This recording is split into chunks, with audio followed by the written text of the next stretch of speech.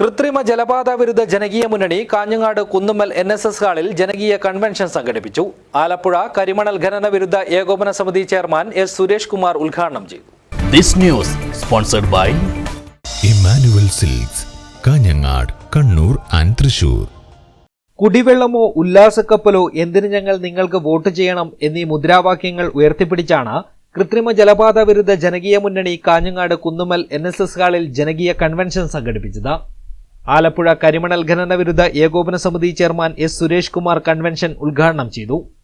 ആലപ്പുഴയിൽ സംഭവിച്ച വിപത്ത് ഇവിടെ വരാതിരിക്കണമെങ്കിൽ കൃത്രിമ ജലപാതയെക്കുറിച്ചുള്ള നേർചിത്രം ജനങ്ങൾക്ക് ബോധ്യപ്പെടുത്തണമെന്നും ഗ്രാമസഭകൾ വഴി ചർച്ച ചെയ്യാത്ത ഒരു വികസനവും നടത്തരുതെന്നും അദ്ദേഹം പറഞ്ഞു. നമുക്ക് തെറ്റിദ്ധാരണകൾ പലപ്പോഴും ഉണ്ടാകാറുണ്ട്. ഭൂമിയുടെ ഗുണഭോക്താക്കൾ മാത്രമാണ് നമ്മൾ. അതിൽ നിന്നും ഒരുപാട് ഗുണങ്ങൾ അനുഭവിക്കുന്ന കുറേ വ്യക്തികളാണ്.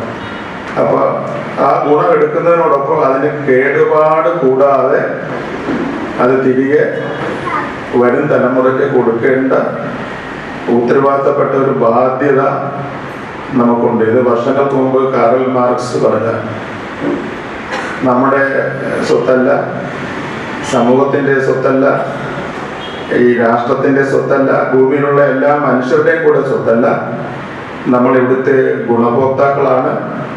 അപ്പോൾ ആ ഗുണഭോക്താക്കൾ ഇതിന് പരിക്കു പറ്റാതെ ഇത് തിരികെ കൊടുക്കണം.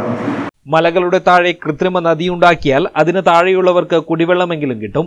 അല്ലാതെ കൃത്രിമ ജലപാത കാണാൻ ഒരു വിദേശിയും വരില്ലെന്ന് ചടങ്ങിൽ അധ്യക്ഷത വഹിച്ച ശില്പി കാനായി കുഞ്ഞിരാമനും വ്യക്തമാക്കി.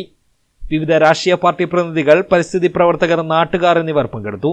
Ward councillor N. Ashokan, K. Prasenan, ജലപാത വിരുദ്ധ ജനകീയ മുന്നണി കൺവീനർ K. ഹരികൃഷ്ണൻ തുടങ്ങിയവർ സംസാരിച്ചു. News bureau, Kanhangad.